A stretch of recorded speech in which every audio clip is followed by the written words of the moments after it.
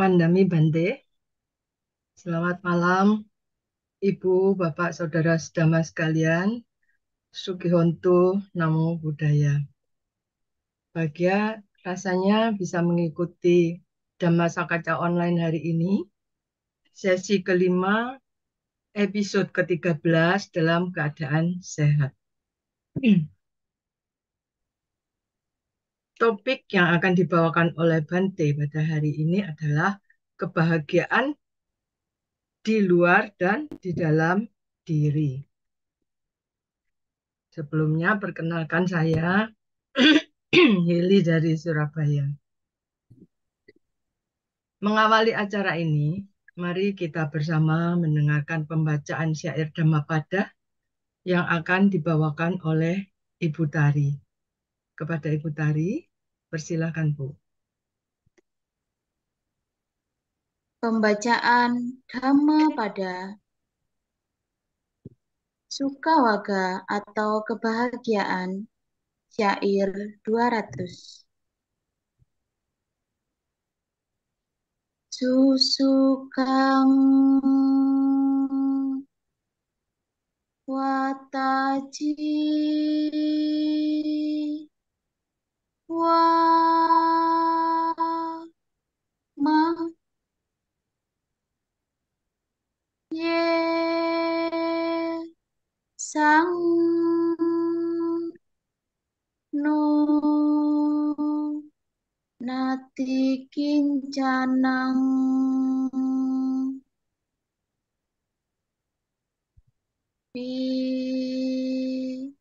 pitipaka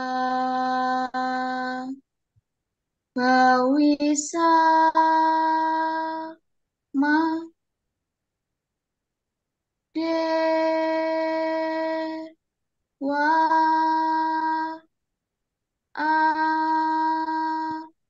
asara yatha.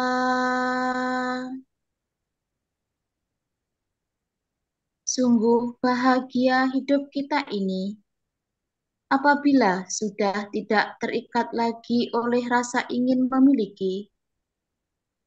Kita akan hidup dengan bahagia, bagaikan dewa-dewa di alam yang cemerlang. Sadu, sadu, sadu. Terima kasih Ibu Tari. Selanjutnya, mari kita bersama-sama mengawali dengan memberikan penghormatan awal kepada Guru Agung kita dengan membacakan nama Karapata. Mohon izin Bante. Arahang Sama Sambuddho Bhagawa Buddhang Bhagawantang Abhiwademi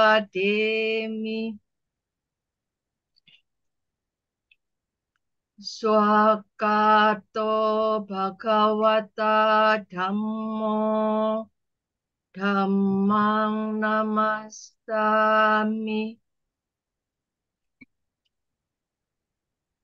Supatipanno Bhagavato Sawaka Sangho Sanghang Namami.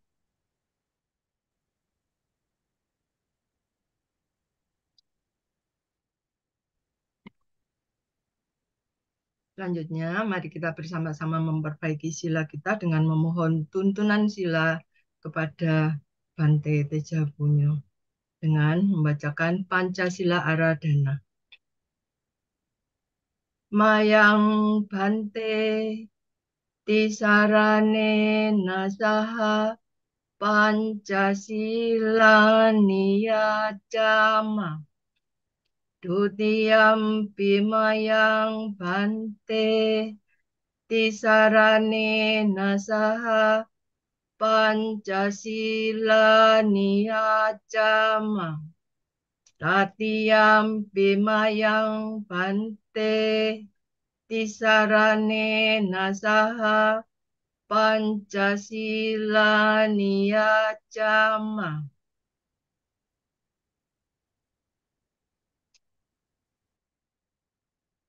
Yamamang vadhami tang vadeta.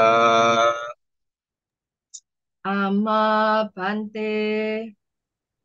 Namo tassa bhagavato arahato tassa. Namo tassa bhagavato arahato samma sambuddhassa. Namo tassa bhagavato arahato samma sambuddhassa. Namo tassa bhagavato arahato samma sambuddhassa. Namo tassa bhagavato arahato samma sambuddhassa.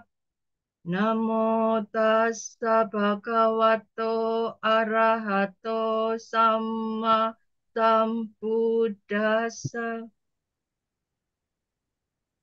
Buddhang saranang gacchami. Buddhang saranang gacchami. Dhammang saranang gacchami. Dhammang saranang gacchami. Sanghang saranang gacchami. Sanghang saranang gacchami. Dutiyampi buddhang saranang gacchami.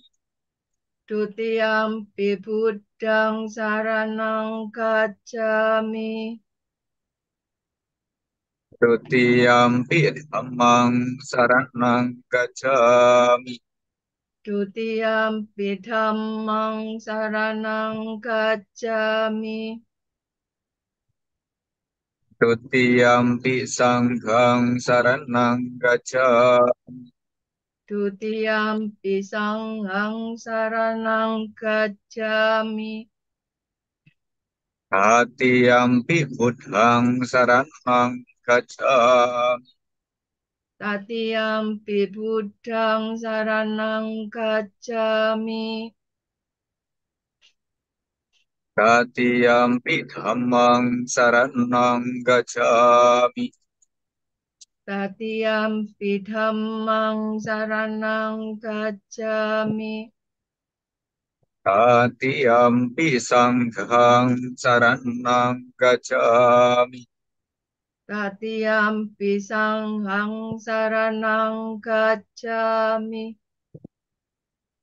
Sarana menang paripurna. Ama Bante. Panatipata vearamani sikapadang samadhiyami. Panatipata Weramani Sikkhapadang Samadhiyami. Aku bertekad melatih diri menghindari pembunuhan makhluk hidup. Aku bertekad melatih diri menghindari pembunuhan makhluk hidup. Adinna dhanna veramani sikapadang samadhiyami.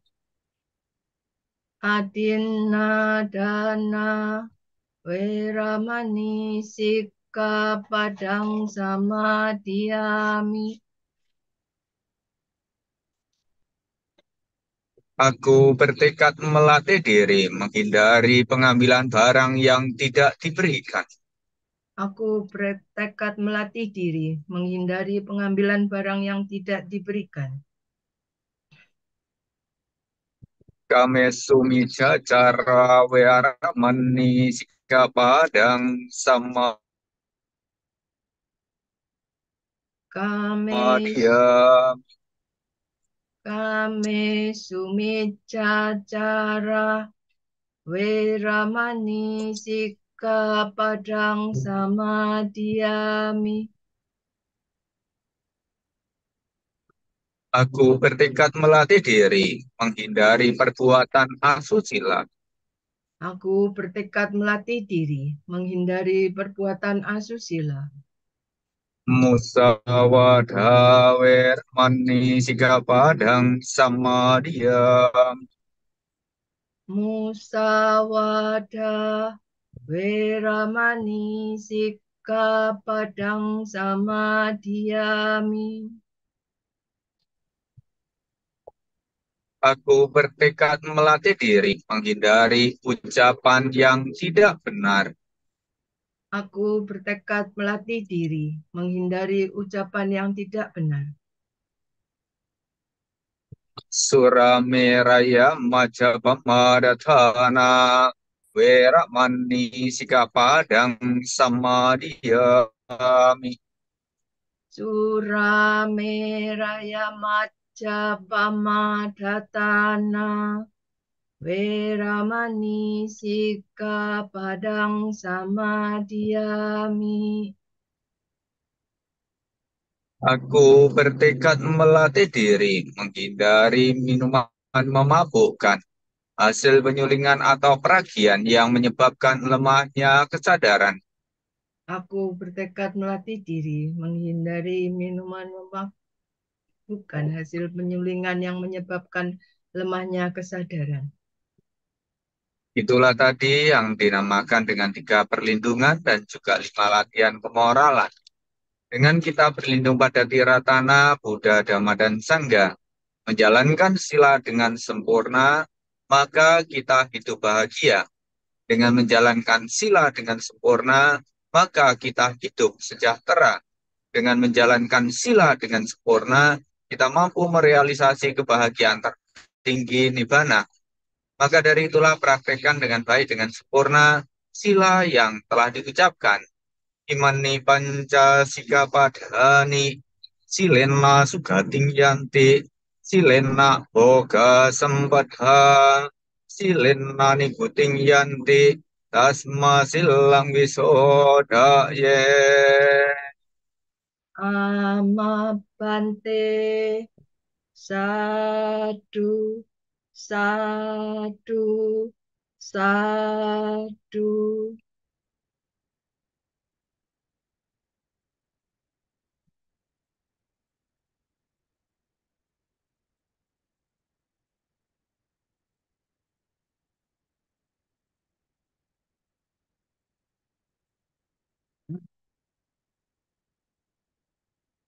Baiklah, setelah kita membuka dengan Namakara dan memperbarui sila, mari kita bersama-sama mendengarkan pencerahan dari Bante. Namun sebelumnya kita akan melihat dulu profil beliau.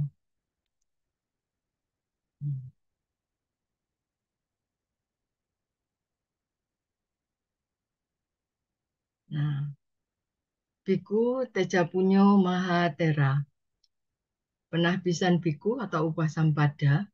Nama penahbisan adalah Tejapunyo. Tempat penahbisan Wang Tungpo, Buriram, Thailand. Tanggal penahbisan 10 Mei 1998 pukul 12.30 waktu Indonesia bagian Barat. Nama penahbis atau upajaya beliau adalah Praraja Panyawisarat. Nama guru penahbisan atau Kamawajarya adalah Prakrudama Prawedi.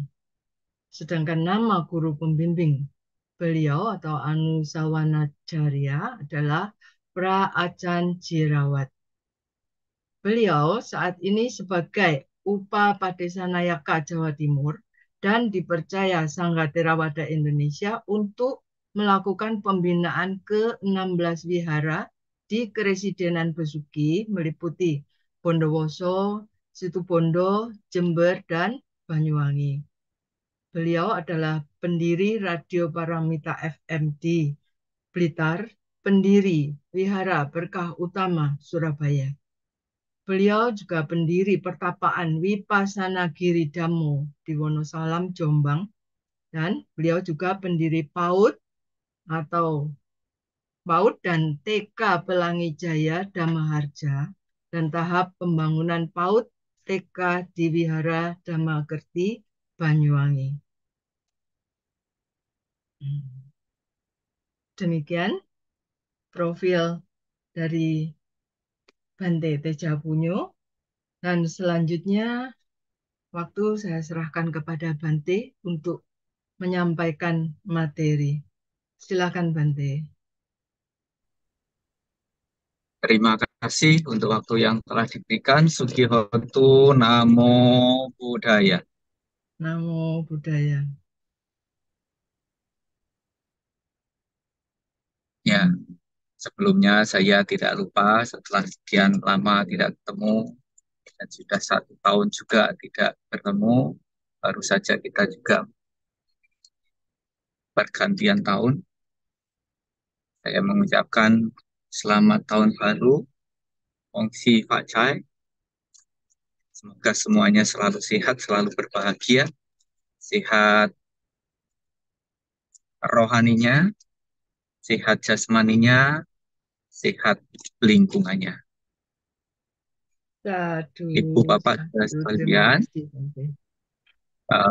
setelah sekian lama kita tidak berjumpa, tentu kita semuanya sudah beranjak dari tempat semula, yang artinya kita sudah terus berproses. Yang mungkin saja ada yang masih diam di tempat atau jalan di tempat, atau ada juga yang sudah mulai beranjak pergi dari tempat semula dengan berjalan kaki, atau ada yang jalan cepat, atau ada yang lari, atau lebih cepat daripada itu karena menggunakan berbagai macam sarana-sarana yang dimiliki untuk mencapai tujuan kehidupannya. Nah, tentu kalau kita hanya diam di tempat atau jalan di tempat, kita telah menyia-nyiakan waktu kehidupan kita.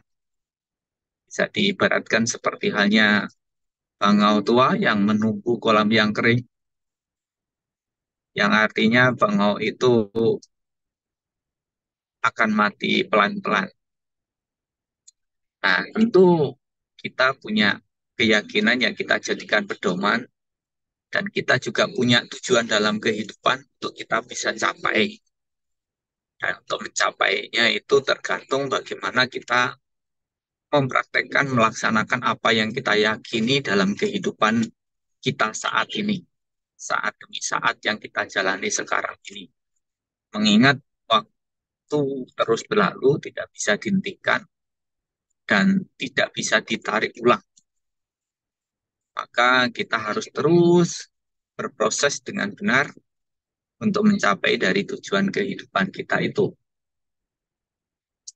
Mungkin juga ada yang sudah jauh melangkah, tapi tidak kunjung sampai karena ternyata langkahnya ini tidak tepat atau terkesan berputar-putar,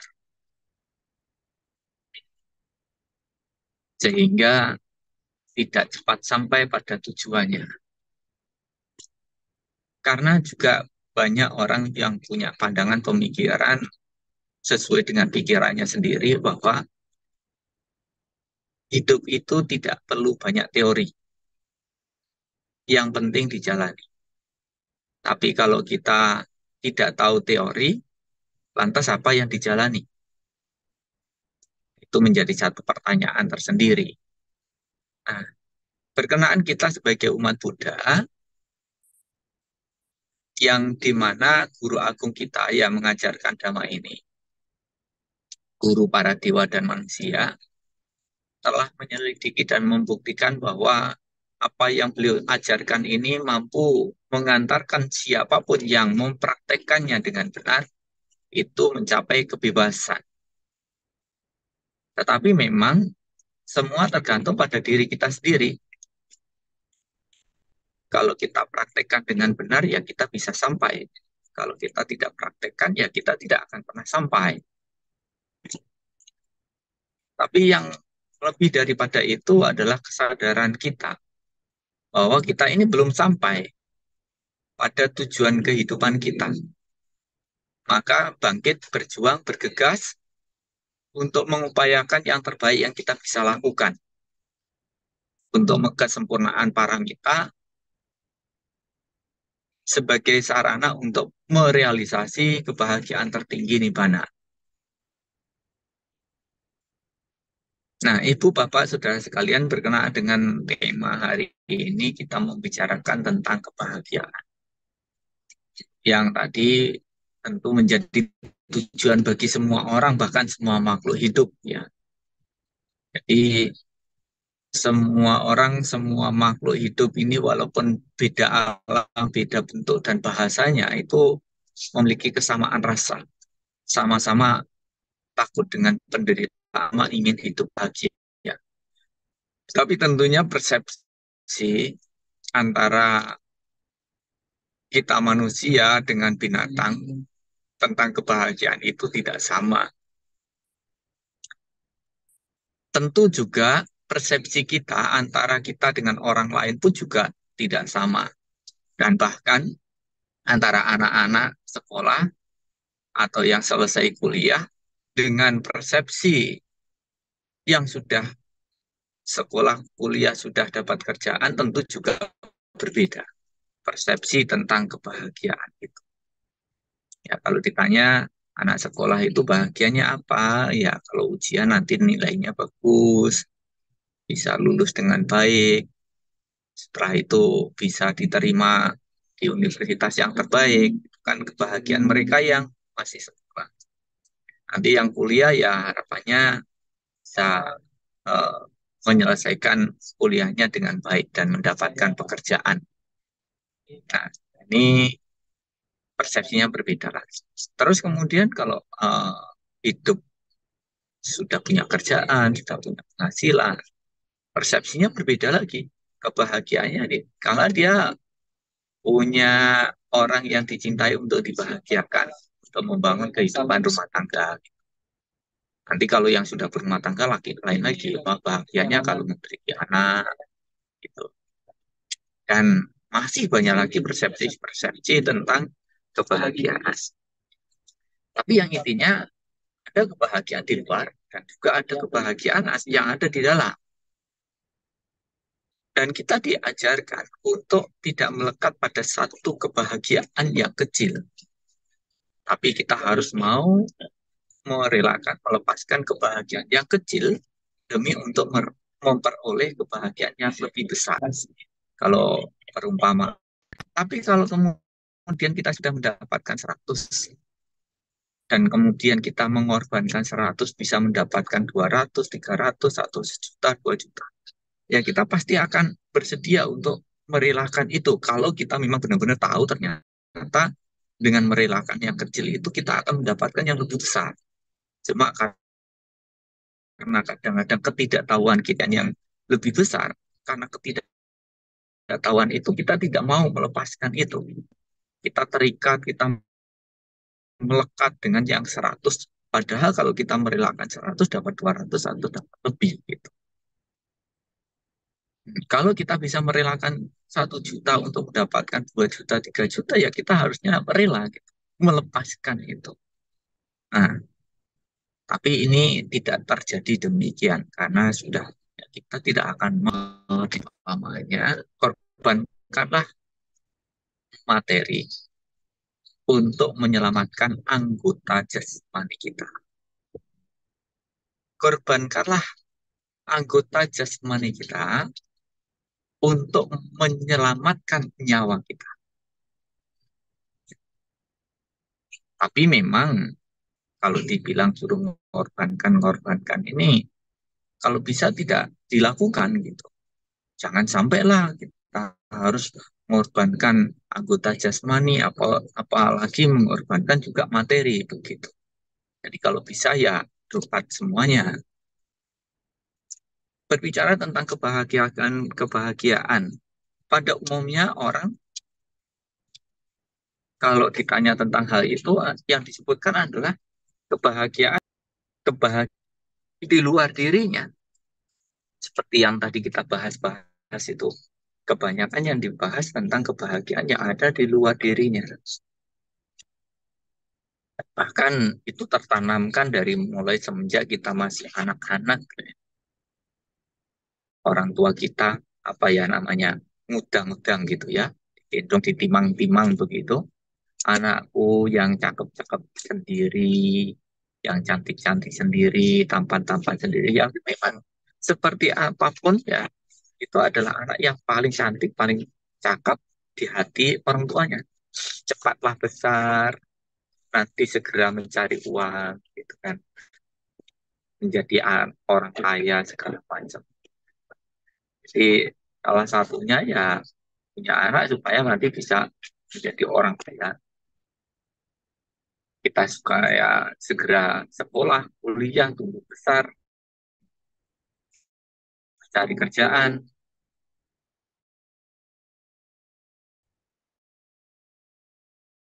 kemudian setelah itu minta untuk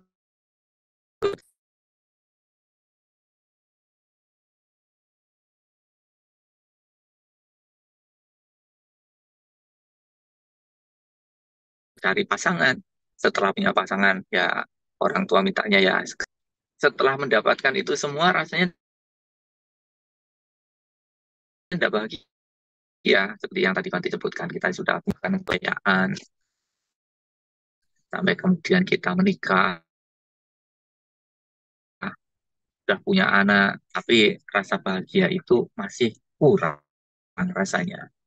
Akhirnya kita berpikir untuk mencari kedudukan, kekuasaan.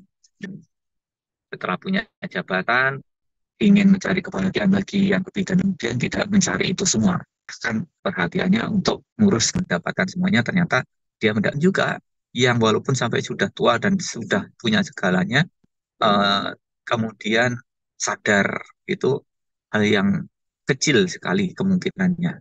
Karena biasanya setelah kita mendapatkan sesuatu, kita terikat, kita melekat dengan itu. Ya, seperti yang tadi Banti sampaikan. Walaupun kemungkinan kita bisa melepaskan itu lebih bahagia, tapi karena rasa cinta, rasa sayang terikat, melekat, sulit untuk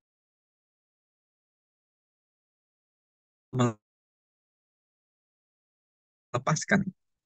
Ada kekhawatiran, ada ketakutan, ada tidak mencari ini, tidak mungkin kayak apa, anak cuma pertimbangan yang membuat lanjutkan pencarian untuk terus mencari dan mencari apa namanya, usia kita ini hidup tidak pasti, tapi kematian misalnya bisa kita capai, kita mungkin sejar sampai akhirnya kita nyawa melayang duluan begitu.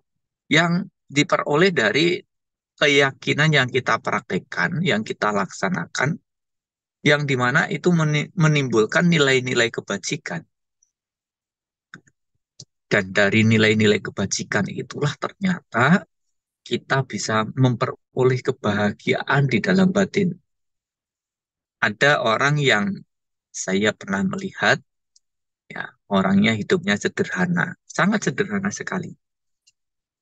Tapi dia memiliki kekayaan rohani yang luar biasa.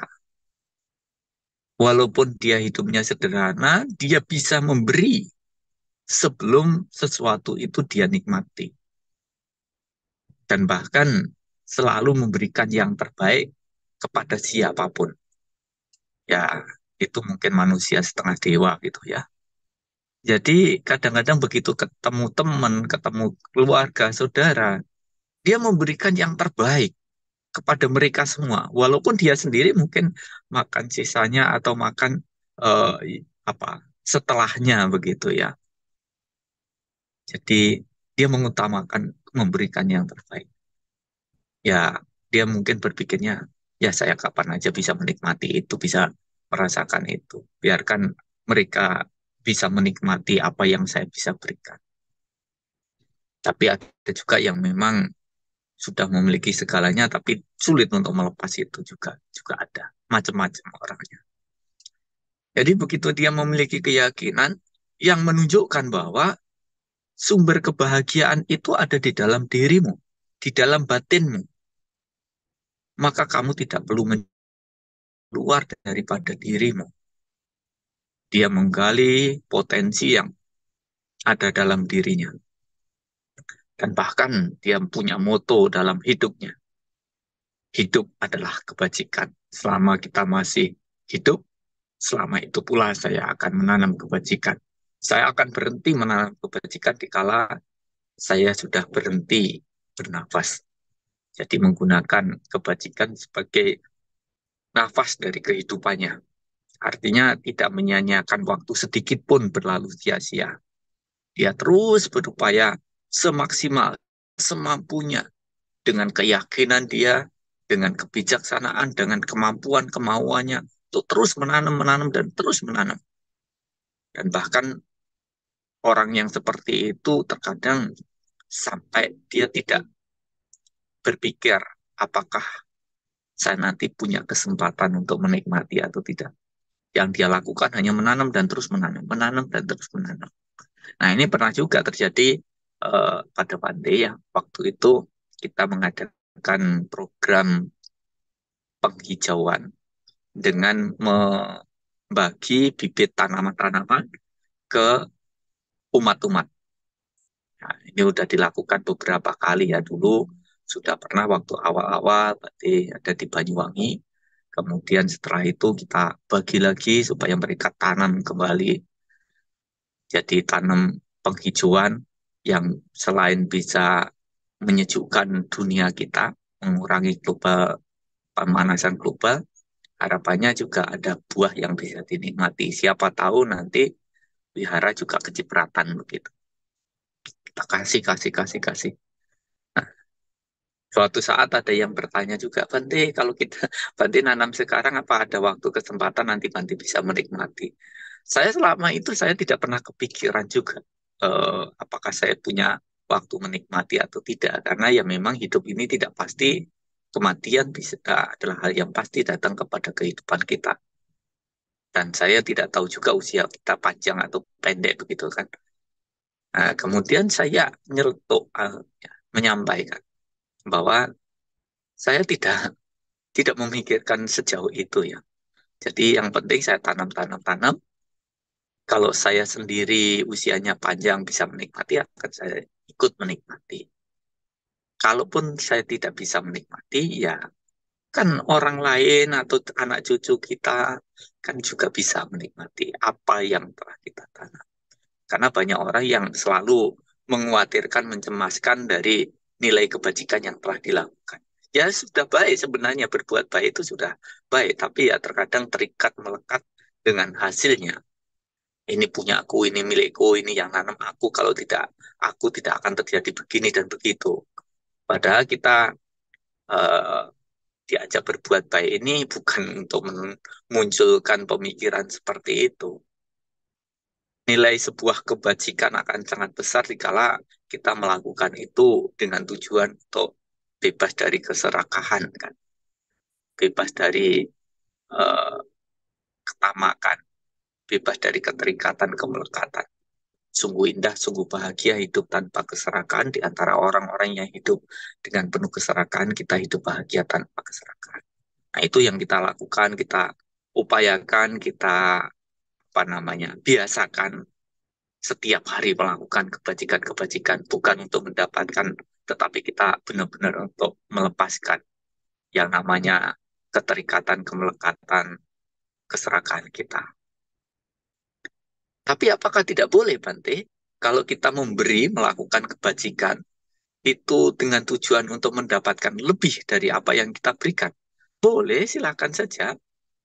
Dan semoga kita sukses, semoga usahanya lancar, semoga tokonya rame, dan lain sebagainya. Silakan aja sesuai dengan cetana niatan yang dimiliki. Tapi yang tertinggi, yang terbaik di situ adalah kita memberi adalah untuk melepas. Nah, kita juga pernah membaca mungkin Ibu Asras dalam salah satunya itu adalah ditaksikan. Kita berikan. Itu juga di tanah juga bertekad semoga dengan kekuatan keyakinan kebajikan yang dilakukan itu kelak akan menjadi seorang sama-sama Buddha. Ya, boleh kita berarti tanah. Berbuat baik sekecil apapun boleh kita berarti tanah. Karena apa? Sekecil apapun kalau kita ulang setiap hari, setiap waktu, setiap saat ya, lama-lama menjadi banyak dan kesempurnaan paramita akan kita peroleh, di mana kesempurnaan paramita menjadi sarana untuk merealisasi kebahagiaan tertinggi nibbana nibbana paccayukhotu itu untuk sarana pencapaian nibbana. Ya, selamat bergabung kembali Bante. Mohon maaf, aduh. Ini kalau kita menggunakan alat ini ya, mohon dimaafkan. Sampai di mana saya tadi ngomong-ngomong ya, Bu ya? Sampai di tanah dan memberi untuk melepas tadi Bante Ya, intinya. ya. Baik, baik. Terima kasih. Jadi, apa namanya? Kita boleh, Ibu, Bapak, Saudara sekalian, dikala kita melakukan kebajikan itu, kita berlatih tanah ya. Namanya tanah paramita. Untuk supaya apa yang kita lakukan itu bisa memberikan kondisi untuk tercapainya apa yang menjadi tujuan kehidupan kita. Nah, kalau kita misalnya benar-benar terfokus di sana, di dalam batin kita, di mana kita mempraktekkan dhamma itu bisa memiliki nilai-nilai kebajikan yang dikatakan oleh guru agung kita, kebajikan itu menjadi sebab untuk tercapainya kebahagiaan. Bisa dikatakan di mana ada kebajikan, di situ ada kebahagiaan. Di mana ada kebahagiaan, pastilah kebajikan telah dilakukan. Jadi kalau persepsi pemikiran saya, kebajikan itu nama lain dari kebahagiaan. Kebahagiaan memiliki nama lain yaitu namanya kebajikan. Kebahagiaan yang punya nama lain namanya kebajikan. Makanya di mana ada kebajikan telah dilakukan, maka di situ kebahagiaan itu bisa dicapai. Nah, kebajikan selain menjadi harta kita yang sesungguhnya, kebajikan ini bisa membuat kita punya harta. Jadi orang-orang yang saat ini telah kaya raya, itu karena dia punya kebajikan yang telah dilakukan sebelum-sebelumnya. Becak kata punya timbunan-timbunan kebajikan di masa lalu. Misalnya, ada anak yang baru lahir, tapi lahirnya di dalam keluarga kaya. Kenapa kok bisa terlahir di dalam keluarga kaya? Kenapa tidak semua anak yang baru lahir terlahir di dalam keluarga kaya? Karena tidak semua orang punya timbunan kebajikan di kehidupan masa lalunya.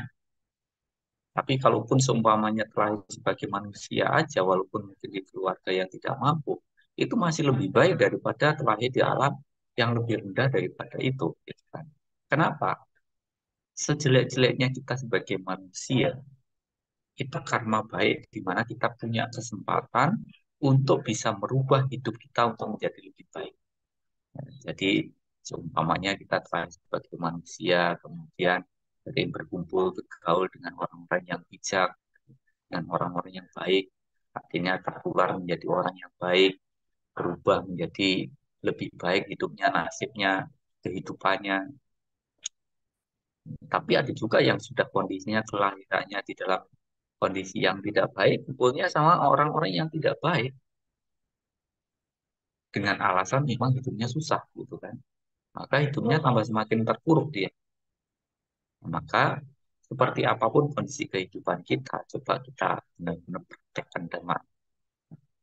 Mulailah kumpul dengan orang-orang yang baik, kumpul dengan orang yang bijak, pergi ke tempat ibadah, ya membantu berbuat baik di mana saja, kapan saja ya. Ya istilahnya sebenarnya bukan membantu berbuat baik sih. Karena yang dibantu siapa? Selain dirinya sendiri. Jadi kita melakukan kebajikan itu bukan membantu orang, tetapi membantu diri sendiri. Menolong dirinya sendiri supaya kehidupannya menjadi lebih baik.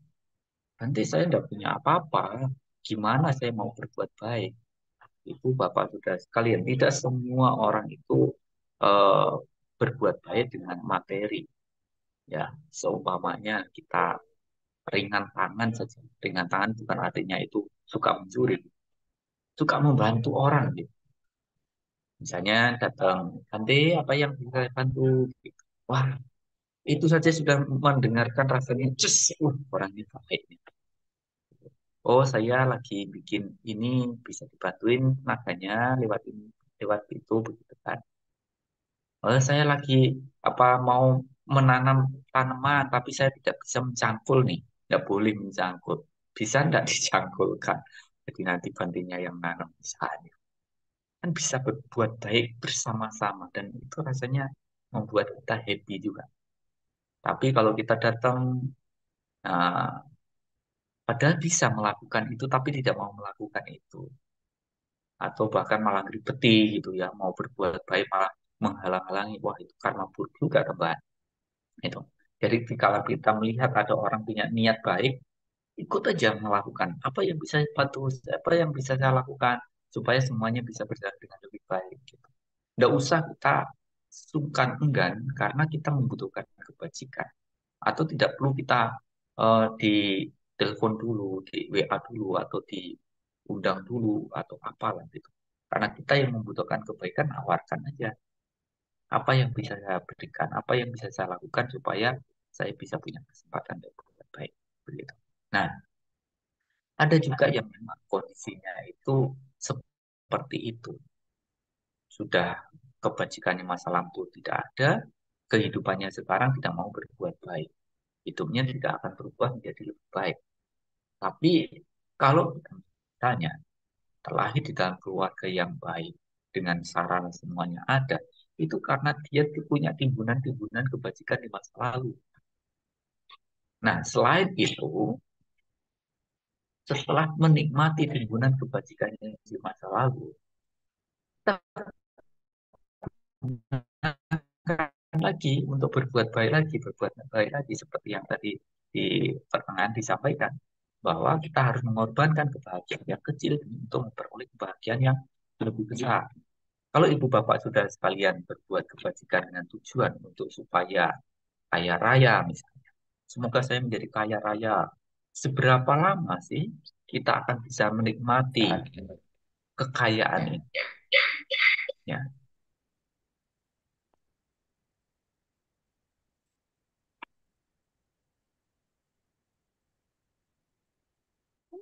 ya, terima kasih sama Nera sudah dibantu lagi ini tadi pakai HP dan memang di perjalanan juga.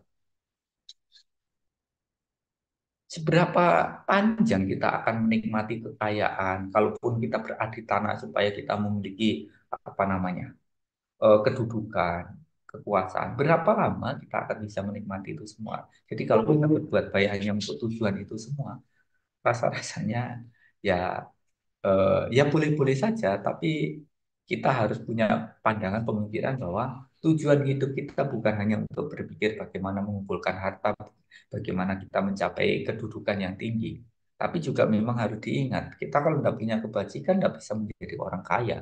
Kalau kita tidak punya kebajikan, tidak akan bisa kita punya jabatan, kekuasaan, nama, dan pengikut. Karena semuanya itu diperoleh karena buah dari kebajikan yang dilakukan.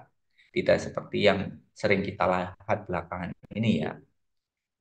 Kalau orang mau menjadi pemimpin gitu ya, waktu mau mencalonkan diri aja dia sibuk untuk berbuat kebajikan, pencitraan, sampai kadang-kadang tembok-tembok, sampai kadang pohon-pohon itu menjadi korban, ditempelin wajah-wajah yang tersenyum paling manis, walaupun awal-awalnya atau kesehariannya tidak pernah tersenyum, tapi begitu mau difoto, ditempel di tembok, di pohon ya senyum juga gitu kan.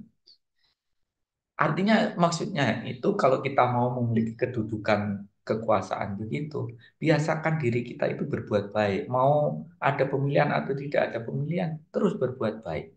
Dan orang kan menilai gitu. Oh, ini orangnya baik. Tiap hari, tiap waktu melakukan kebajikan. Sehingga mereka akan mendukung, menyupport apa yang menjadi tujuan kehidupan kita. Dulu menjadi seorang pemimpin bukan caranya seperti itu. Tempel foto-foto itu bukan. Jadi sikapnya, perilakunya, tindak tanduknya di kesehariannya itu ya baik memang. Sehingga orang-orang punya pandangan, oh kita akan sangat baik kalau dipimpin oleh orang yang seperti ini. Mari kita angkat dia sebagai pemimpin kita. Karena dari sikapnya suka yang memberi, kemudian moral, memiliki sila moral yang baik sebagai landasan perilaku kehidupan sehari-harinya. Dia pun juga suka berkorban, dia memiliki kerendah hatian, dia juga memiliki apa namanya kesopanan ya. Dia juga suka apa orangnya sabar, tidak mencari permasalahan-permasalahan begitu. Tidak cacat moral, tidak cacat spiritual. Sehingga karena pertimbangan-pertimbangan itu semua membuat orang-orang berpikir untuk mengangkat beliaunya menjadi seorang pemimpin.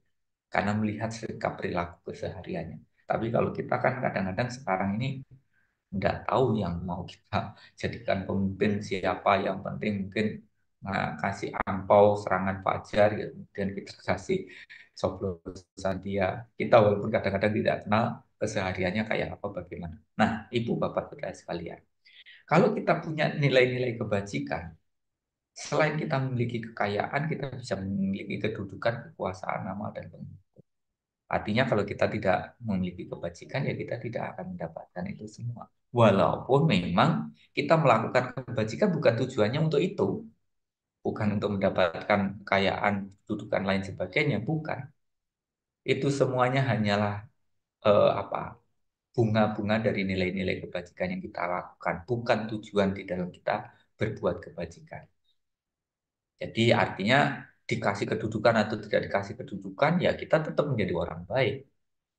Ya, memiliki kekuasaan atau tidak memiliki kekuasaan, ya dia tetap melakukan kebajikan gitu kan.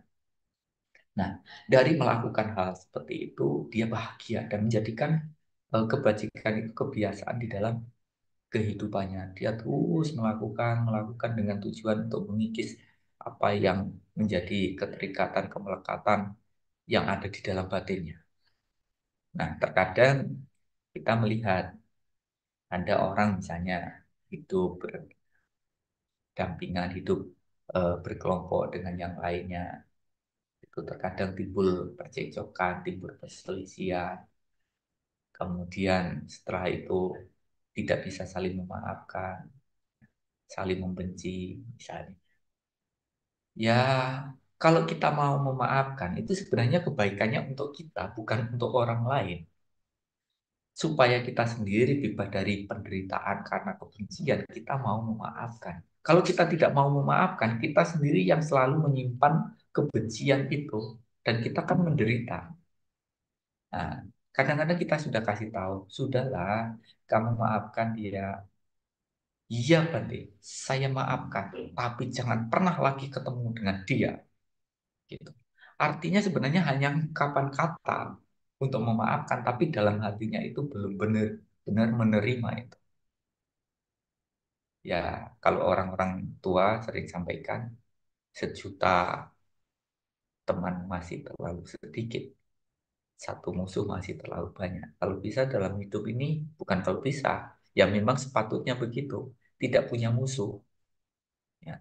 Jadi kalau kita masih punya permasalahan dengan siapapun, dengan pasangan, dengan anak, dengan orang tua, dengan tetangga, dengan saudara, kita harus bisa memaafkan mereka untuk manfaat kita, untuk kebaikan kita. Enak saja, Bante. Saya pernah dilukai, saya pernah disakiti. Bante tidak merasakan begitu lukanya hati saya pada saat saya diperlakukan seperti itu. Nah, sampai kapan kita mau menyimpan kemarahan, kebencian, sakit hati, dendam begitu? Jadi artinya kalau kita memang benar-benar mau memaafkan dengan ketulusan kita, itu manfaat kita, bukan manfaat bagi orang lain. Nah ya masa lu Bante saya harus memaafkan dia, kok enak? Bu, Pak, kan kita yakin dengan hukum karma kan? Siapa yang menanam, dia akan memetik apa yang dia tanam. Kalau misalnya kita sudah bisa memaafkan, itu diri kita sendiri sudah bebas dari kebencian. Kita memiliki cinta kasih kepada dia, itu kita sudah hidup bahagia. Tapi hukum karma tidak akan salah dalam memberikan akibatnya. Orang yang melakukan keburukan tadi, dia pun juga tetap akan memetik keburukan itu. Tapi kita sendiri telah memotong supaya tidak menanam bibit yang buruk juga, tidak menanam kebencian lagi. Ya sudah kita terima dan kemudian kita berbesar hati untuk bisa memaafkan, kita bisa membalas dengan cinta kasih, itu upaya kita untuk memutus, dan orang yang melakukan keburukan tadi tetap akan menerima akibat dari perbuatan buruknya. Ya, kita juga tidak harus juga mengatakan saya sudah memaafkan, tapi semoga dia akan hidupnya susah gitu. Nah, itu sama tetap aja kita itu punya kebencian juga. Tidak usah kita mengatakan demikian. Ya, semoga karma buruknya berbuah. Tidak usah kita menyampaikan begitu juga. Kata-kata itu memiliki konotasi negatif. Saya sudah memaafkan, semoga dia nanti menerima akibatnya. Gitu. Itu kadang-kadang terjadi sama kita karena marah, benci, jengkelnya gitu. Seolah-olah kita memaafkan, padahal kita ini belum benar-benar memaafkan. Nah, maka karena itu Ibu Bapak Saudara sekalian, mari kita semuanya tengok ke dalam karena kita belajar dhamma ini kan diajarkan oleh guru agung kita untuk diarahkan ke dalam diri, bukan mengarahkan perhatiannya keluar. Makanya dalam hal itu guru agung kita sampaikan bahwa jangan melihat apa yang sudah dan apa yang belum dilakukan oleh orang lain, tapi lihatlah apa yang sudah dan apa yang belum dilakukan oleh diri sendiri. Nah, maka dengan kita melihat ke dalam diri sendiri, kita eh, punya keyakinan terhadap Buddha, Dhamma, dan Sangha, sudahkah kita hidup sesuai dengan Dhamma? Sudahkah kita menjalani hidup selaras sesuai dengan Dhamma yang telah dicontohkan dan diajarkan oleh guru agung kita? Dan dikala kita telah menapaki jalan Dhamma, maka itulah jalan terang untuk mencapai kebahagiaan, mencapai kebebasan. Semoga apa yang Bante sampaikan sedikit ini dan memiliki beberapa kali gangguan-gangguan tadi bisa dimengerti dan bisa dipahami. Bukan niatan Bante begitu, tapi niatannya baik, tapi karena menggunakan media kadang ada sinyalnya baik, kadang sinyalnya tidak baik. Makanya kalau beli HP itu sekalian beli sinyalnya supaya tidak naik terus begitu ya. Baik, terima kasih. Semoga semuanya selalu sehat dan Bante sangat berharap untuk tidak menyanyiakan waktu kehidupannya. Mari kita terus melangkah di jalan Dhamma, praktek Dhamma, karena disitulah kita akan memperoleh kebahagiaan rohani kita, batin kita, di mana kita bebas dari eh, nafsu indriawi, tidak diperbudak oleh mata ingin melihat yang bagus-bagus, telinga ingin mendengar yang indah-indah, hidung ingin mencium bau, mulut ingin mengucapkan rasa, kulit ingin mendapatkan sentuhan yang sesuai dengan harapan, bukan begitu. Tapi kita menyadari bahwa kita punya kebutuhan, bukan keinginan. Kalau kita uh, punya kebutuhan, begitu kita mendapatkan sesuai dengan kebutuhan, ya kita bisa menikmati, merasakan dari apa yang kita miliki. Tapi kalau kita punya keinginan untuk memuaskan nafsu indera kita, ya sampai kapanpun kita tidak akan terpuaskan.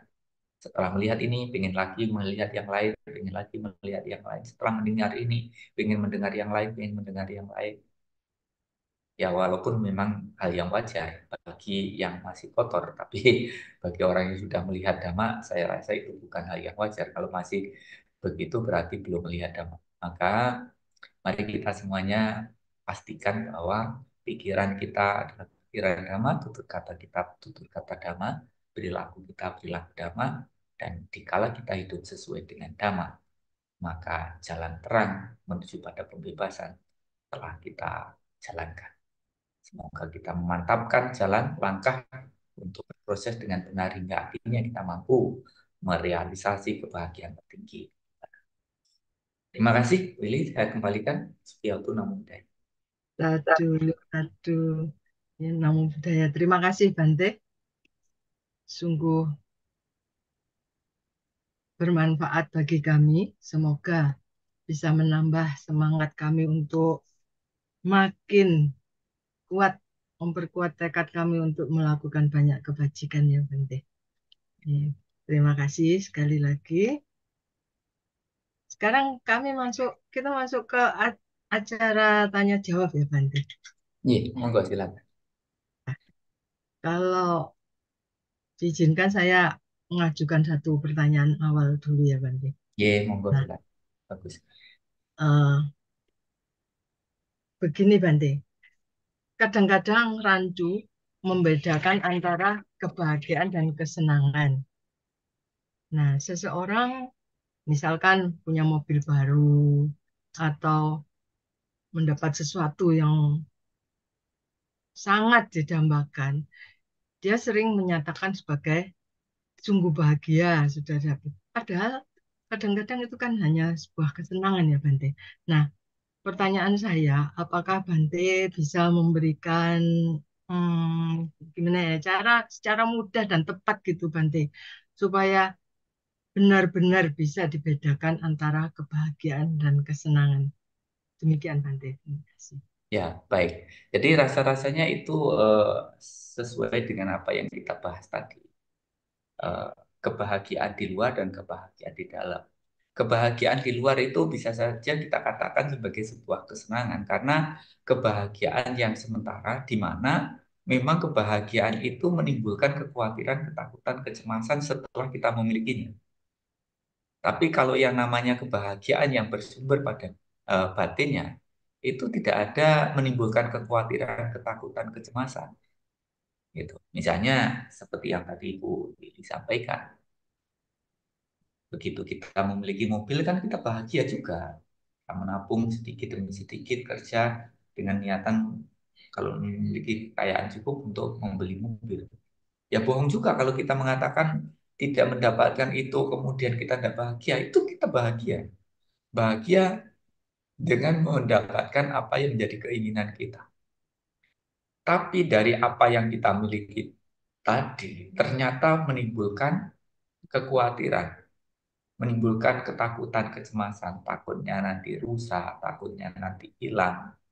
Nah, pernah juga kita mungkin Bu Azra kan melihat itu, ada video orang tua yang ya setelah dia menikah punya anak, dia punya kerjaan, dia bisa membeli mobil.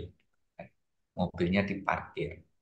Ternyata anaknya yang masih kecil tadi menggunakan pena spidol nyoretin apa mobilnya tadi sehingga di sana sini banyak coretan-coretan.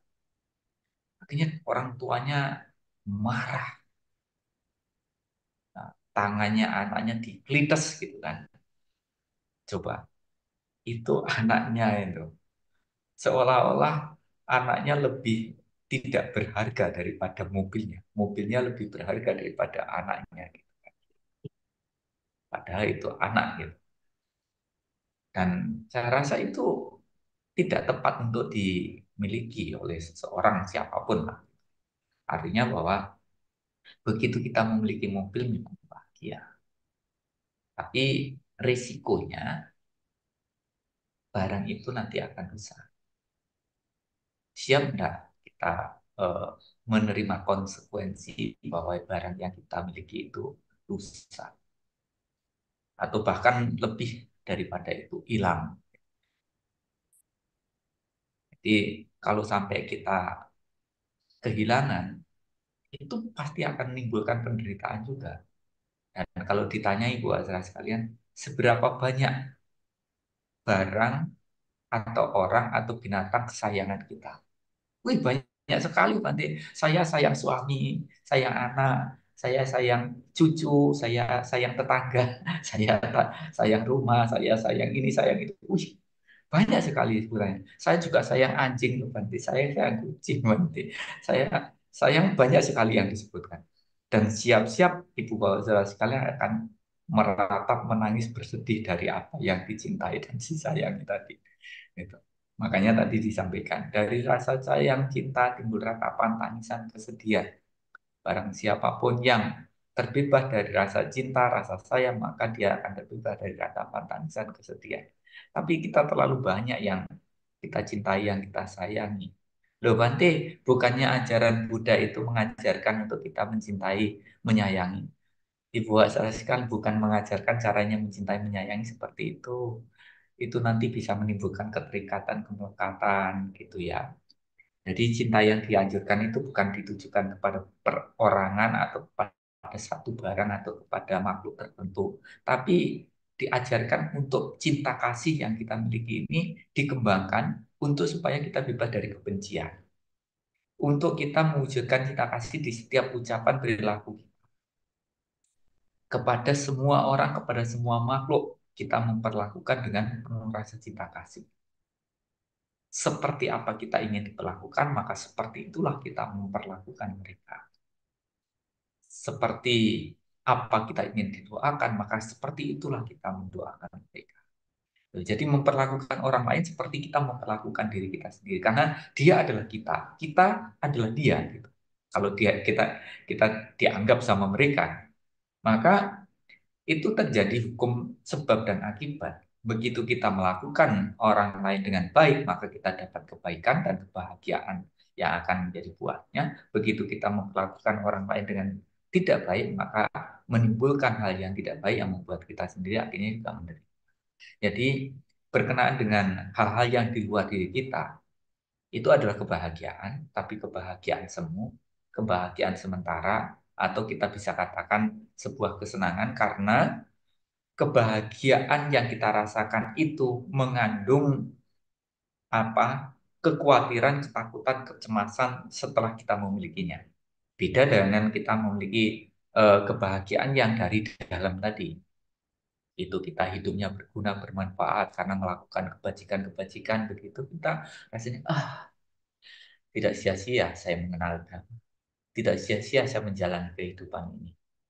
Sepanjang hidup saya sudah banyak berbuat baik. Minimal sampai saat ini saya belum pernah melakukan keburukan. Misalnya seperti itu. Jadi menimbulkan rasa sukacita, menimbulkan rasa bahagia gitu.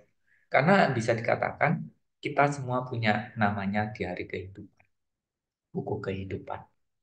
Kita sendiri yang menulis, kita sendiri yang nanti akan bisa mengingat dari semua cerita kehidupan kita. Dan harapannya buku kehidupan ini nanti happy ending, tamatnya bahagia. Tapi ya ini kan idealnya kan begitu, tapi kenyataannya juga tidak semuanya seperti itu. Jadi karena ada yang mulai menulis itu aja pagi-pagi itu sudah tidak bagus.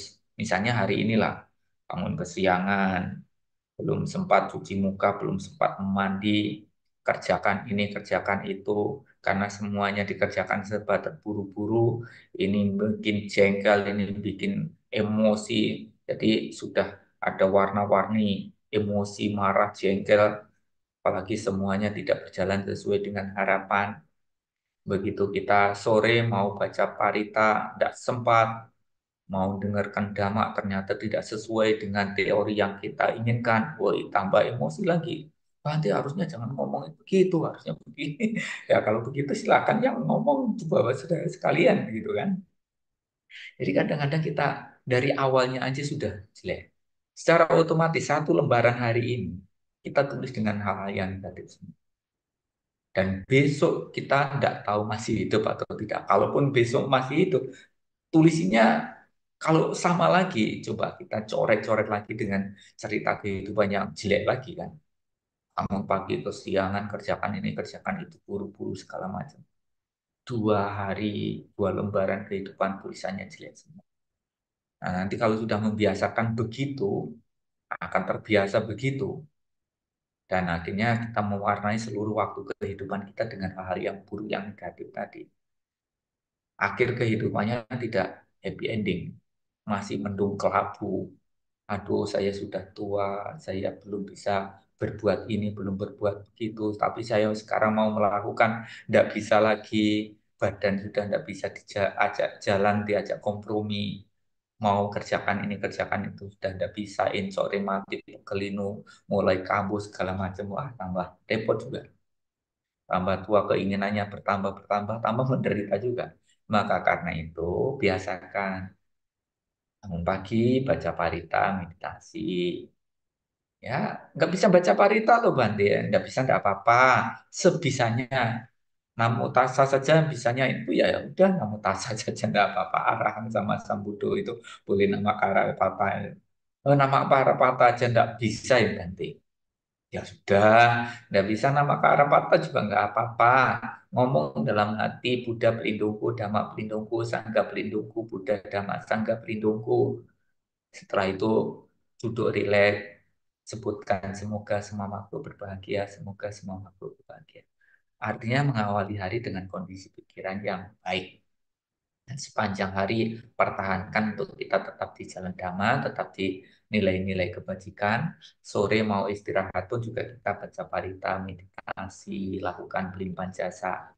Sepanjang hari itu, satu lembaran kehidupan kita telah kita lalui dengan baik. Kalaupun misalnya besok kita masih hidup, ya tulis lagi dengan cara yang sama. Walaupun yang kita lakukan sama, tapi proses perjalanan spiritual kita akan menjadi lebih baik, menjadi lebih baik. Walaupun ya kadang-kadang ada juga, berarti saya sudah baca parita meditasi kok kayaknya saya tidak berubah. Padahal gua serasa kan sudah berubah, sudah mulai menjadi lebih baik, menjadi lebih baik. Cuma kadang-kadang kita tidak merasakan perubahan yang ada di dalam diri kita. Misalnya, kalau dulunya nggak pernah bangun pagi, setelah kita mulai baca parita meditasi 2-3 hari, akhirnya terbiasa bangun pagi. Itu kan ada perubahan yang positif. Nah, kita sudah bisa baca parita, mulai bisa meditasi. Nggak bisa meditasi loh, Bante gimana? Ya sudah, yang penting duduk diam aja. Lama-lama juga bisa. Oh, pikiran saya liar sekali, Bante. Ya baguslah. Setidaknya Ibu Basrasi kan tahu pikirannya liar. Itu sudah bagus sekali itu sudah. Karena banyak juga orang yang pikirannya liar nggak sadar kalau pikirannya liar. Jadi kalau ada orang yang menyadari pikirannya liar, itu sudah langkah yang tepat. Jadi kalau seorang dokter itu sudah tahu, oh ini penyakitnya, gitu kan, yang membuat saya tidak tenang, ternyata pikiran saya liar. Kan. Tinggal mencari obatnya, dan obatnya kan sudah ditawarkan oleh guru agung kita. Begitu. Jadi dari itulah nanti kebahagiaan yang benar-benar menjadi harapan bagi semua orang akan dapat dirasakan karena ternyata kebahagiaannya ada dalam diri sendiri dan itu tidak punya apa, tidak punya syarat ya. Kebahagiaan yang ada dalam dirinya itu tidak punya syarat harus punya kekayaan, tidak punya kedudukan gitu. Para Bante itu kan coba aja enggak punya apa-apa gitu kan. Tapi jangan dianggap jadi Bante itu pasti menderita. Ya enggak juga. Walaupun memang semua kehidupan rumah tangga atau tidak berumah tangga menjadi rohaniawan juga sama ada suka dukanya. Tapi bagi kami mungkin melihat Ibu Wasra sekali lebih banyak dukanya daripada sukanya. Walaupun mungkin Ibu Asrasi kan lihat para Bante, jadi Bante kasihan ya, gitu kan. Rumah tidak punya, istri tidak punya, anak tidak punya, kok kayaknya tidak punya apa-apa, makan minum aja dikasih umatnya gitu kan. Nah, tapi rasanya happy-happy aja, hidup dari hari ke hari, hidup saat demi saat, dan berupaya untuk selalu berpikir positif, berpikir jernih, untuk memberikan yang terbaik yang bisa dilakukan bagi kehidupan. Begitu saya rasa. Oh, iya. Ya, satu. Terima kasih, Bante. Ini Iya. ada satu pertanyaan yang masuk di Zoom, Bante. Dari Bapak Andrew. Namo Buddhaya, Bante. Saya pernah dengar konsekuensi jadi jahat itu hidupnya tidak pernah damai. Itu karena terancam ditangkap polisi. Nah, agar bisa damai sesaat, orang jahat harus bayar uang damai yang mahal untuk menyogok oknumnya. Dan itu tidak menjamin dia bebas dari ancaman ditangkap polisi. Sedangkan orang baik hidupnya lebih damai dan tidak ada takut ditangkap polisi. Mungkin ini yang dimaksud Sang Buddha di mana perbuatan jahat menuai penderitaan, perbuatan baik menuai kebahagiaan. Bagaimana tanggapan Bante? Iya, iya, iya. Jadi perumpamaan yang bagus juga ya, pandangan yang bagus juga. Jadi Ibu Wasra sekalian, ada hukum yang memang juga kita patuhi, ya, yang harus kita ketahui juga. Ada hukum karma yang kita yakini sebagai umat Buddha ya. Kemudian ada hukum adat, ada hukum negara, gitu. Tapi kita juga akan yakin dengan hukum karma. Mungkin saja orang yang melakukan kejahatan tadi tidak ketangkep juga, tidak ada yang tahu juga. Jadi dia tidak perlu khawatir juga kan, karena tidak ada yang tahu. Sukses dia melakukan kejahatan karena tidak ada yang tahu kalau dia melakukan kejahatan. Tapi kan ada satu orang yang tetap aja akan tahu kita melakukan kejahatan. Siapa satu orang itu? Yaitu diri kita sendiri. Dikala kita mengetahui bahwa kita telah melakukan keburukan, kita sendiri yang akan tertekan, kita sendiri yang akan tersiksa, kita sendiri yang akan menderita. Jadi ada satu orang yang tidak akan pernah bisa kita bohongi, yaitu diri kita sendiri tadi. Ya. Jadi ada apa batin kita ini mengetahui kalau kita salah ya salah gitu, dan kita begitu oh iya ya salah gitu, itu membuat tekanan batin yang luar biasa. Walaupun mungkin tidak ketangkep, walaupun mungkin tidak digebuki orang, tapi kita memiliki tekanan mental yang luar biasa karena kita telah melihat perbuatan buruk kita sendiri tidak terpuji, tidak baik. Gitu. Lebih-lebih lagi dikala perbuatan buruk itu menimbulkan akibat. Lah memang kalau hukum karma ini tidak harus ada saksi, tidak harus ada bukti, dan juga tidak bisa disogok gitu. Apa yang kita tanam itu yang nantinya akan kita petik, baik ataupun buruk perbuatan kita akan membawa akibatnya masing-masing. Perbuatan baik mendatangkan kebahagiaan, perbuatan buruk menimbulkan penderitaan. Gitu. Tapi berkenaan dengan hukum hukum adat ataupun hukum negara, negara atau hukum adat itu hukum adat hanya berlaku di suatu tempat tertentu kayak di Indonesia itu kayak misalnya di Jawa ada hukum adat, ada di Kalimantan ada hukum adat, ya hanya diberlaku di situ saja, tapi tidak berlaku di tempat wilayah yang lainnya. Tapi begitu ini di dalam ruang lingkup negara kesatuan Republik Indonesia, di sini pun juga ada hukum negara. Tapi juga hanya berlaku di negara itu, tidak berlaku di negara lainnya. Gitu. Nah, itu harus ada saksinya, harus ada buktinya, dan harus bisa disogok juga. Salah bisa menjadi benar, benar bisa menjadi salah. Gitu. Tapi kalaupun kita mau membayar, kita salah, kita supaya tidak ditangkap dimasukkan penjara, kita bayar dia, kita beli kebenaran. Ya karena mungkin yang menegakkan hukum lagi butuh juga, ya nggak apa-apa, oke lah, dibebaskan gitu. Tapi seberapa lama kita akan mampu membayar gitu. Dan yang pastinya kita tetap tidak terlepas dari hukum karma. Tidak dihukum di penjara karena kita punya uang, punya kemampuan menyogok gitu kan. Tapi dengan hukum karma kita tidak bisa menyogok itu. Lantas gimana Bante kalau saya pernah melakukan keburukan kejahatan? Langkah yang harus dilakukan Ibu Bapak Saudara sekalian kalau pernah melakukan hal demikian adalah tidak mengulang perbuatan buruk itu. Sebisanya, semampunya, mulai saat ini, mulai detik ini, saya bertekad untuk tidak berbuat keburukan walaupun sekecil apapun. Gitu. Harus punya keburukan tekad ini.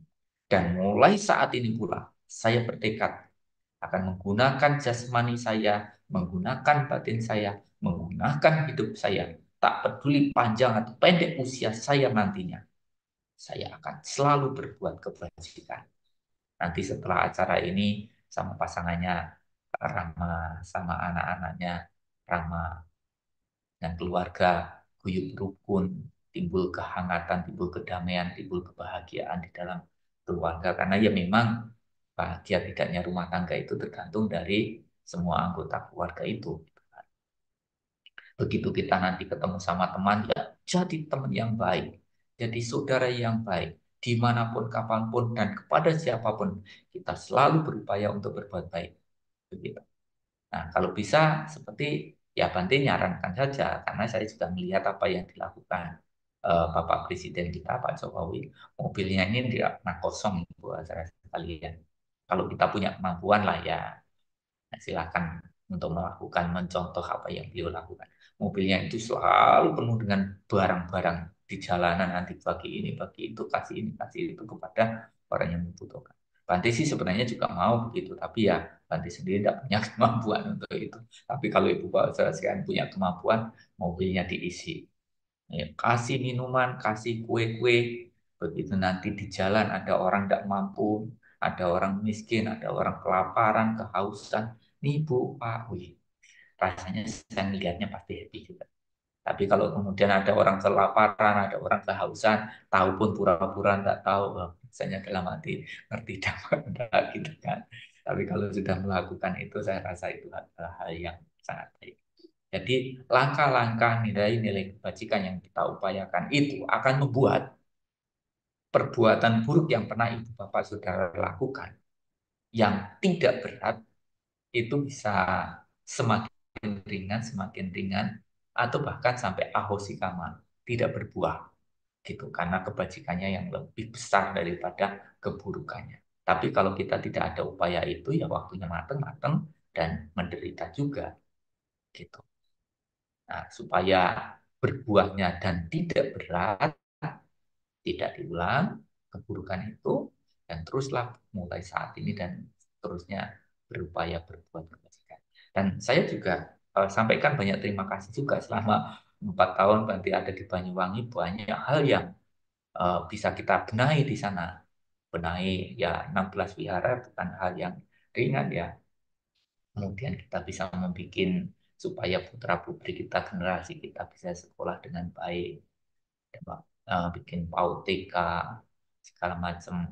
Ya walaupun dulu Bante juga pegang banyak radio juga supaya ya setidaknya saudara-saudara kita mengetahui tentang ajaran kita. Bukan mencari umat, bukan, tapi supaya orang tahu agama Buddha itu seperti apa dan menerima kehadiran kita sehingga kita semuanya bisa hidup rukun, hidup damai dan bisa membangun bangsa negara ini dengan lebih baik.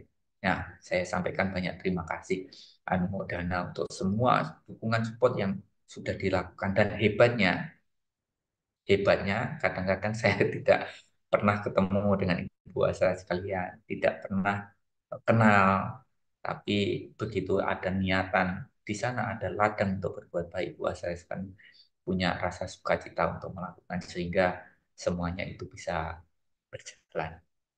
Ya, jadi itu semuanya tidak terlepas karena keyakinan eh, dan juga kebijaksanaan, kemampuan yang dimiliki oleh ibu sekalian. Terima kasih. Terima kasih Bante. Ini ada satu pertanyaan Bante. Sebagai manusia, Hmm. kenapa ya kok kita tuh lebih condong ke kesenangan, bukan kebahagiaan sejati yang seperti tadi Bante ajarkan.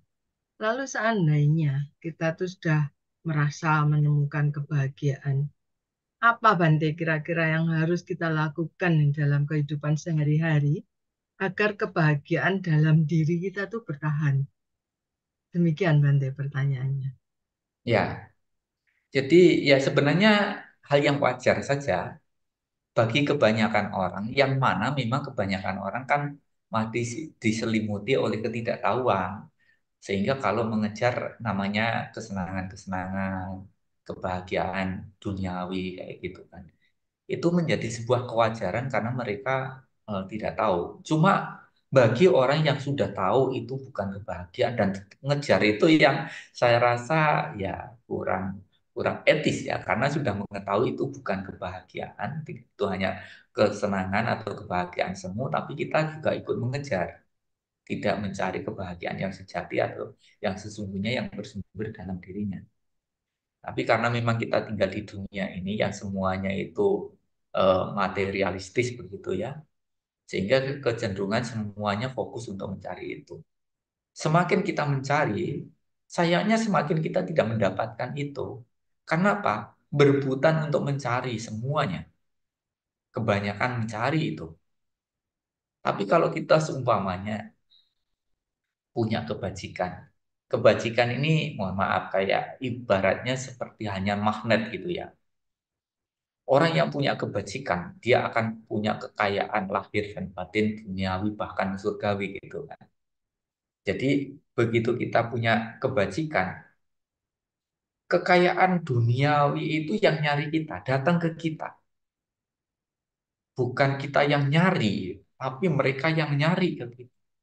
Itu kalau kita memang punya kebajikan. Dan ada ceritanya juga orang yang punya kebajikan hidupnya susah ya.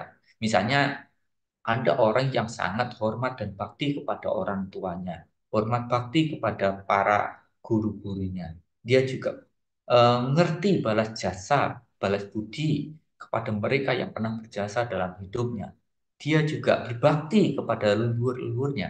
Kemudian hidupnya susah, sulit, miskin gitu. Saya belum pernah melihat seperti itu. Tapi ya memang orang berpikirnya terbalik kebanyakan. Bante, doakan saya ya, nanti kalau saya sudah jadi kaya raya, saya akan berbuat baik. Padahal kekayaan yang dicari itu adalah buah dari kebajikan yang dilakukan. Jadi artinya apa? Berbuat baiklah, maka kekayaan itu akan kamu dapatkan. Begitu kita hanya berpikir mencari kekayaan itu, semua orang kebanyakan akan mencari, berebut di sana. Karena berebut malah kita tidak mendapatkan apapun. Artinya menggali potensi yang ada dalam dirinya sendiri supaya menjadi orang yang berguna, menjadi orang yang bermanfaat. Begitu kita menjadi orang yang berguna, bermanfaat, ya pasti banyak orang yang mencari kita. Walaupun mungkin kita tidak menginginkan gitu ya. Akhirnya ada yang memberi ini, memberi itu karena mereka mendapatkan manfaat dari apa yang kita berikan. Ini satu contoh, tapi ya Banti sudah tinggalkan juga.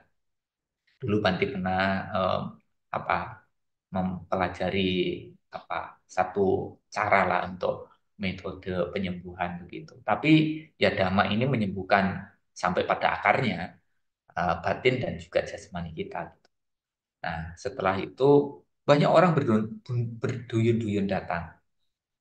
Ya, kadang-kadang mereka membawa ini, membawa itu. Sampai saya bilang, tidak usah membawa ini dan itu, Bu, Pak. Enggak, kalau kami biasanya pergi ke orang tua, kami biasanya membawa begitu. Dalam hati, wah, saya baru tersadar, kayaknya saya dianggap dukun gitu kan. Akhirnya saya tinggalkan, saya tidak pernah mau pulang lagi karena ya orang berpikirnya jadi seolah-olah apa jalurnya salah gitu. Bisa-bisa nanti malah disemprit dipanggil sangga itu. Ngapain buka perdukunan gitu kan. Jadi niat kita baik dan solusinya tetap berbuat kebajikan. Permasalahan apapun yang kita hadapi sesungguhnya ya kebaikan, nilai-nilai yang berguna bermanfaat itu yang harus kita lakukan. Jadi buat saudara sekalian, begitu kita meningkatkan kualitas potensi yang ada dalam diri kita, itu menjadi magnet supaya harta duniawi nempel sama kita, bahkan surgawi pun akan kita dapatkan. Tapi kalau kita berpikir untuk mencari duniawi, semuanya mencari duniawi, kita berebut di sana dan kita malah tidak mendapatkan semua itu. Ada satu pengalaman di dalam meditasi yang pernah Bante dapatkan juga. Dan waktu itu saya bertekad juga, walaupun tekadnya ternyata tidak semudah seperti yang kita ucapkan.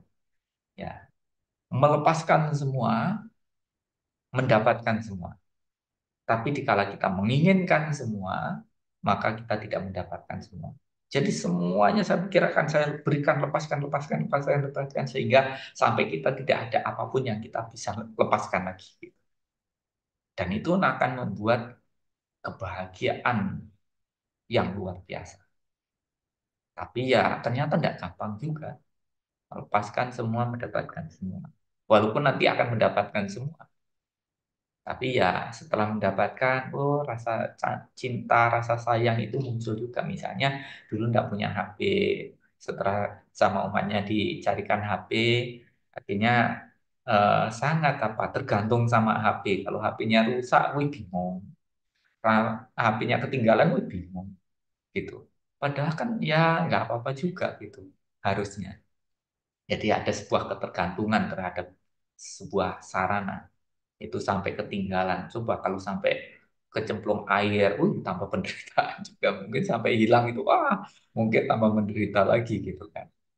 Nah, makanya saya rasa kita semuanya harus benar-benar menyadari sih, bahwa ternyata kebahagiaan itu bersumber dari diri kita dan harta duniawi bahkan surgawi akan kita dapatkan dikala kita memiliki nilai-nilai kebajikan di situ.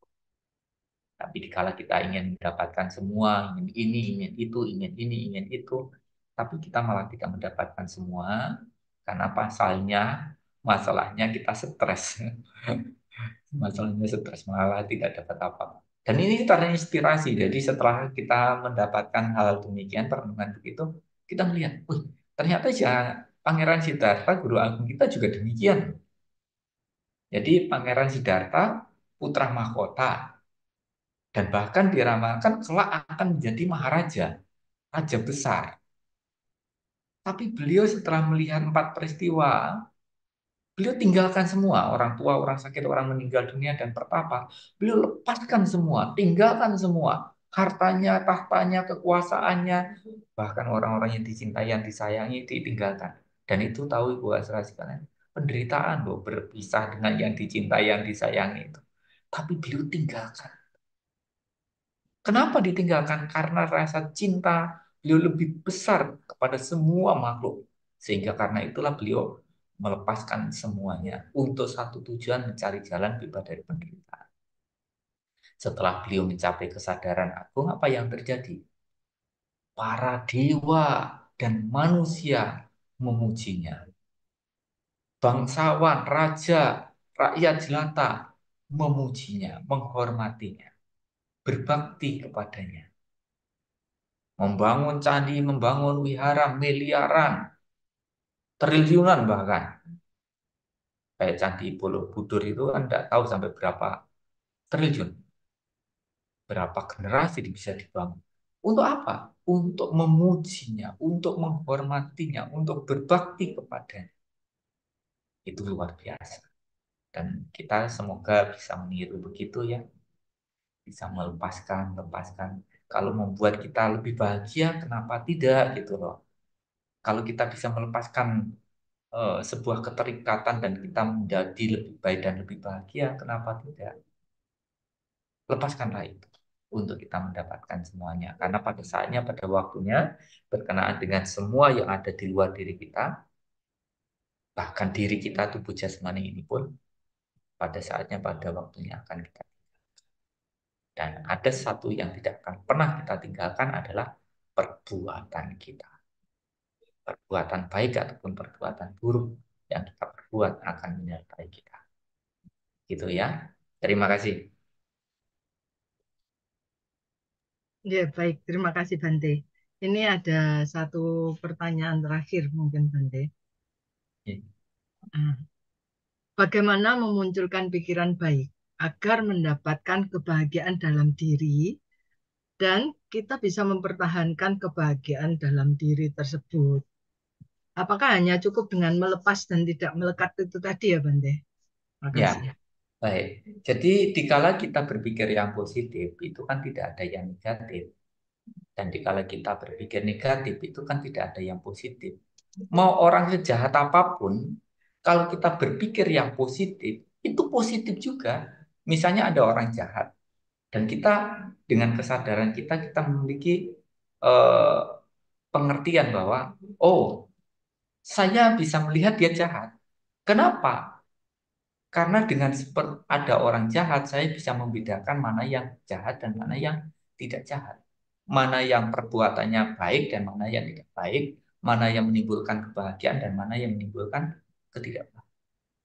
Jadi kita bisa mengetahui. Jadi kalau ibu bapak saudara sekalian juga tidak mengetahui penderitaan, itu sudah menjadi sebuah kegagalan dari ibu saudara sekalian untuk memperoleh kebahagiaan. Jadi ya harus tahu juga memang, oh ini toh penderitaan. Tapi ya jangan berpikir negatif tentang penderitaan, karena dari penderitaan itulah apabila kita mampu memadamkan maka ada kebahagiaan. Itu kayak koin gitu, antara kebahagiaan dan penderitaan itu sama seperti koin yang gambarnya antara sebelah dan sebelahnya kan berbeda gitu. Jadi bahagia dan menderita itu selalu bersama-sama, selalu bersama-sama. Di mana ada kebahagiaan, di situ juga ada penderitaan. Di mana ada penderitaan, di situ juga ada kebahagiaan. Ya, cuma tergantung nanti baliknya yang mana gitu kan.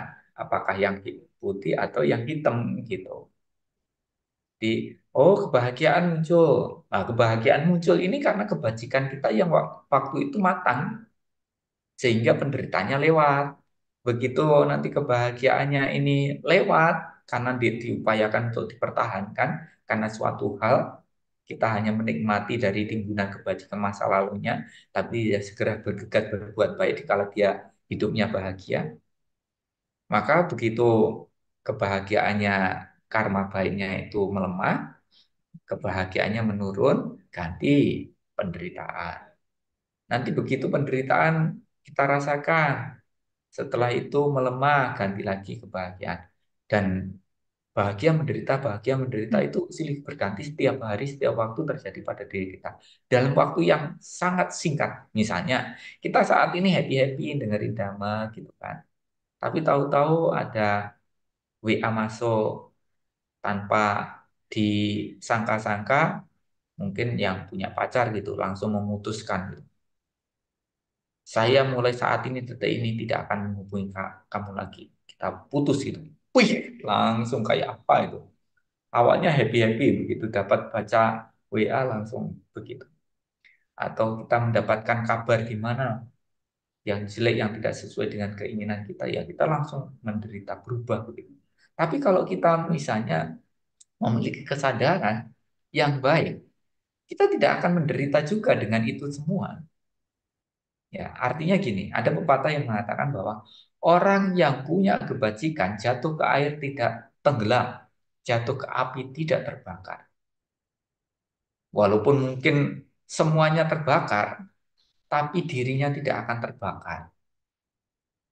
Itu. Jadi apa namanya? Memang sifat dari api kan membakar apapun yang bisa dibakar, tapi setidaknya dirinya sendiri tidak terbakar. Artinya dia tidak terbakar oleh api kebencian, api kejengkelan, kemarahan, sakit hati, dendam. Tidak terbakar oleh api keserakahan, tidak terbakar oleh api kebodohan. Jadi orang yang tidak terbakar oleh api kebencian, keserakahan, kebodohan itu adalah orang yang bahagia, dan itu diselamatkan karena kita mengenal dhamma, kita praktek dhamma. Jadi coba selalu berpikir positif dengan apapun yang kita lihat, kita dengar, kita cium, kita kecap, kita rasa, kita sentuh. Karena semua kotoran batin masuknya juga melalui pintu-pintu indera tadi. Dan kalau kita bisa menggunakan, menjaganya, merawatnya dengan baik, menggunakannya dengan hati-hati, maka batin kita tetap akan tenang, damai, bahagia. Tidak tersentuh oleh hal-hal yang eh, apa terlihat, terdengar oleh indera-indera kita.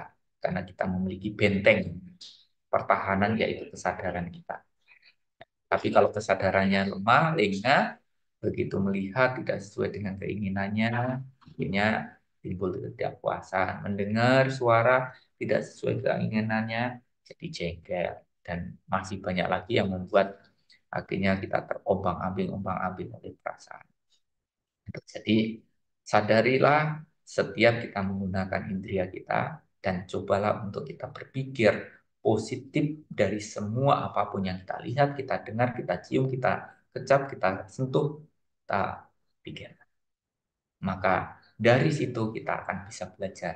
Makanya sang guru agung kita menyampaikan, orang yang memiliki kesadaran, dia akan mengetahui dhamma. Orang yang mengetahui dhamma, dia adalah orang yang sadar. Gitu. Siapapun yang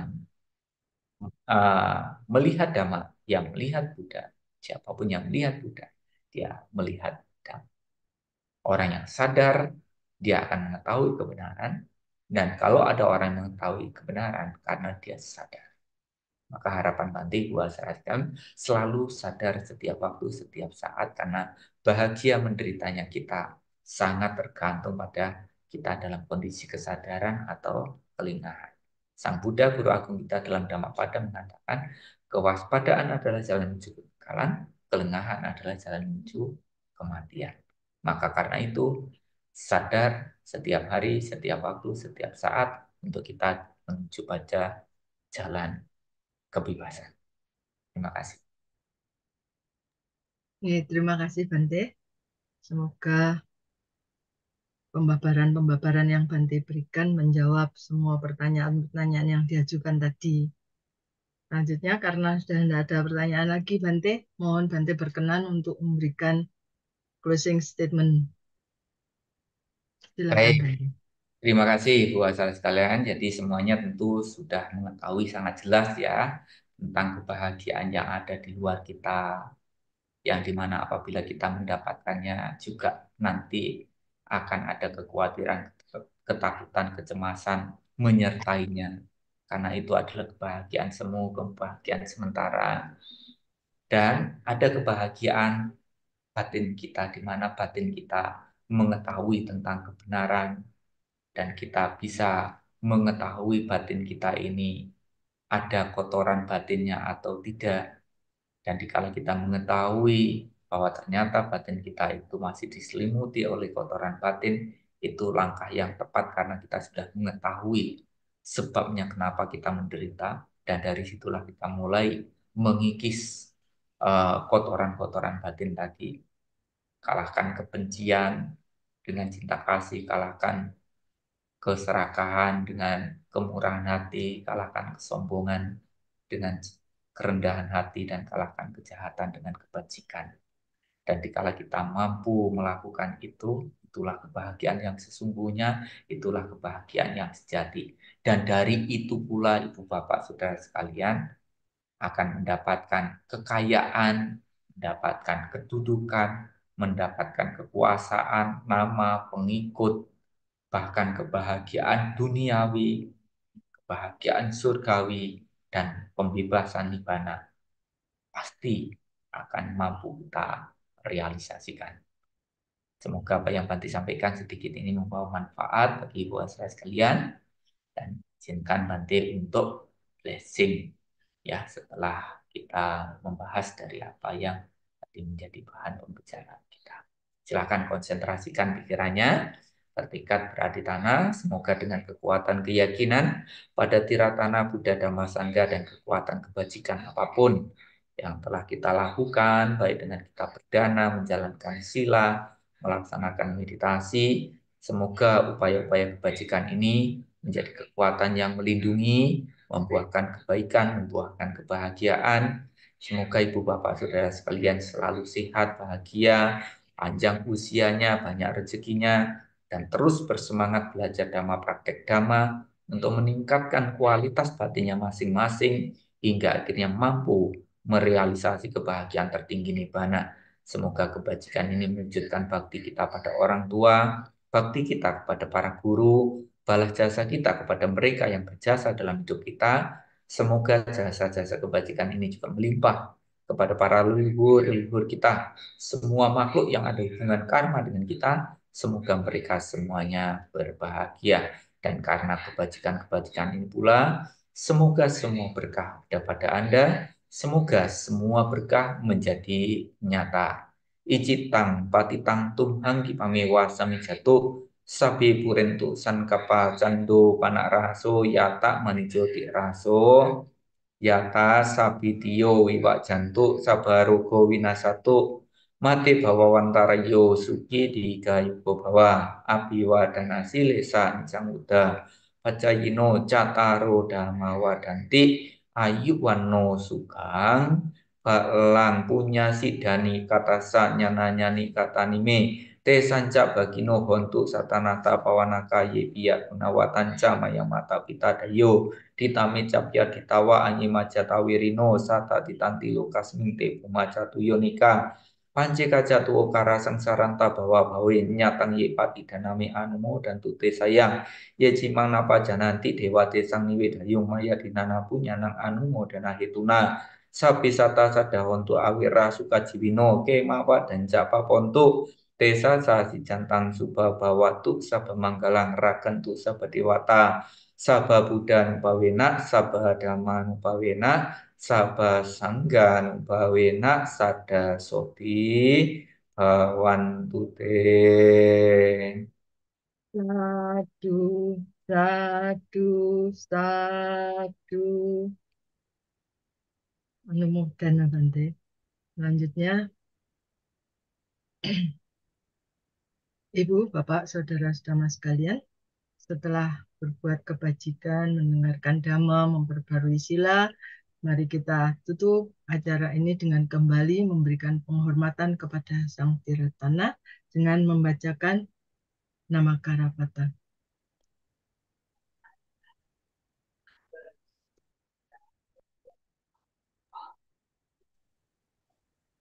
Arahang sama sambuddho bhagawa Buddhang bhagawantang abhiwademi Swakato bhagavata dhammo Dhammang namasami. Supatipanno bhagavato sawaka sangho. Sanghang namami.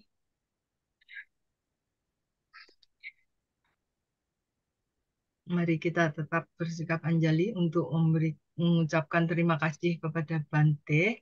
Saya akan mengawali dengan Ukasa. Kita lanjutkan dengan Wandami Bante. Okasa Wandami Bante. Tiada pelindungan lain bagi kita, Buddha, Dhamma, Sangha, pelindung kita. Berkat kebenaran pernyataan ini, semoga Anda semua selamat, sejahtera, dan selalu berbahagia. Sadu, sadu, sadu. Selanjutnya saya kembalikan ke host untuk menampilkan slide pengumuman.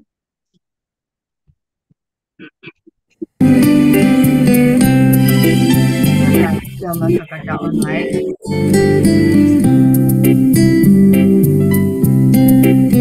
yang akan dilanjutkan pada hari Kamis tanggal 22 Februari dengan narasumber Prof. Astiadi dengan topik menjadi bermata memahami batin yang sehat dan tidak sehat pada Senin tanggal 26 Februari dengan narasumber Bapak Astiadi.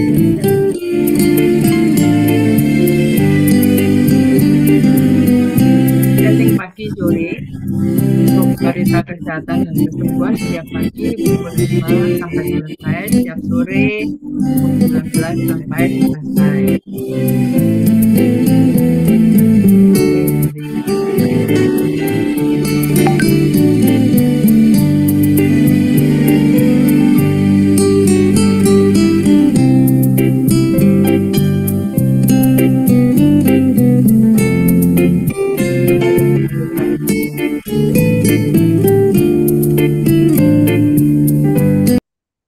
Demikian, kita sudah mengikuti sejak awal hingga akhir. Sekali lagi, kepada Bante, Anumodana, juga kepada Ibu, Bapak, Saudara Sedama sekalian, saya ucapkan terima kasih sudah mengikuti acara ini hingga selesai. Ada kekurangan-kekurangan yang saya bawakan, mohon maaf. Sampai jumpa di acara Dhamma Sakata Online berikutnya. Selamat malam, Sukihontu, Namo Buddhaya.